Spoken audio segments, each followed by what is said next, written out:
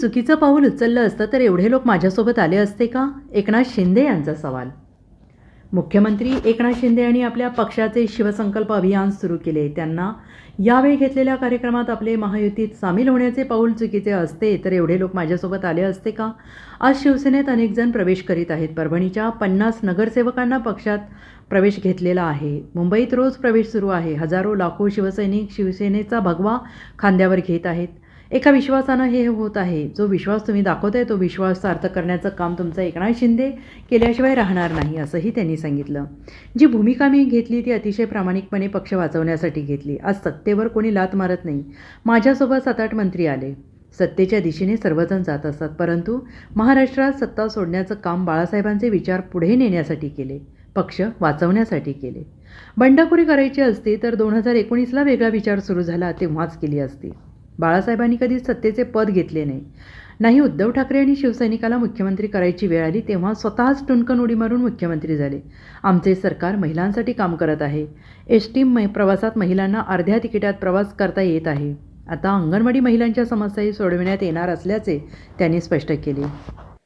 खोट्याच्या कपाळी गोटा ही म्हण आहे, ती खरी करून आपल्याला दाखवायची आहे.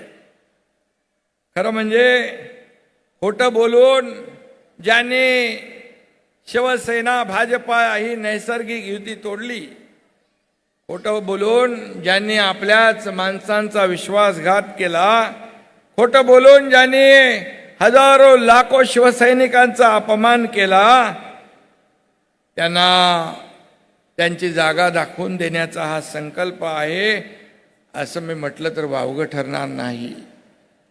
आणि म्हणून 1.5 वर्षापूर्वीचा सगळा घटनाक्रम आपल्याला माहीत आहे.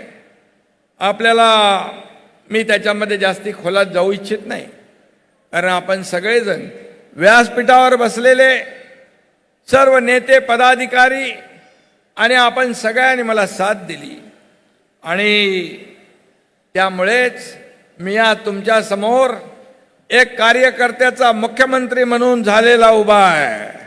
याचं श्रेय आपल्याकडे येतं.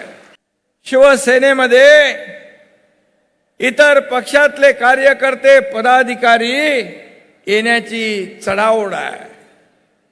कारण जर मी चुकीचं पाऊल उचललं असतं तर हे झालं असतं का?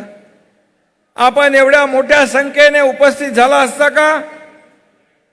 आणि म्हणून मी आढळराव पाटील त्यांच्या सर्व टीमचं, शिवाजीरावांचं मनापासून पुन्हा एकदा अभिनंदन करतो, त्यांना शुभेच्छा देतो. जे सत्तेचा लोभ मनामध्ये ठेवून सत्तेवर, मंत्रीपदावर, आज इथं विजयराव आहेत, शिवाजीराव आहेत, मी मंत्री होतो, नगरविकास खात्याचा मंत्री होतो, माझ्याबरोबर 7-8 मंत्री. आज सत्तेवर लात मारून कोणी जात नाही, सत्तेच्या दिशेने जात असतात.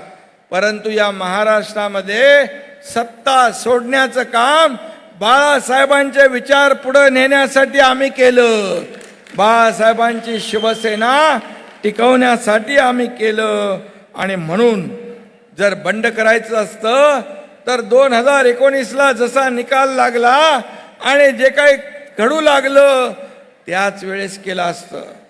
परंतु त्यावेळेस मला माझ्या मनात तेव्हाही नव्हतं, आताही नाही आहे.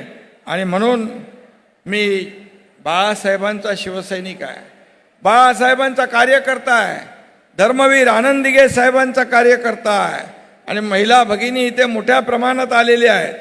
महिला भगिनींना देखील मी मनापासून धन्यवाद देतो, मनापासून आपलं अभिनंदन करतो. Bureau report, SBN Marathi, Pune.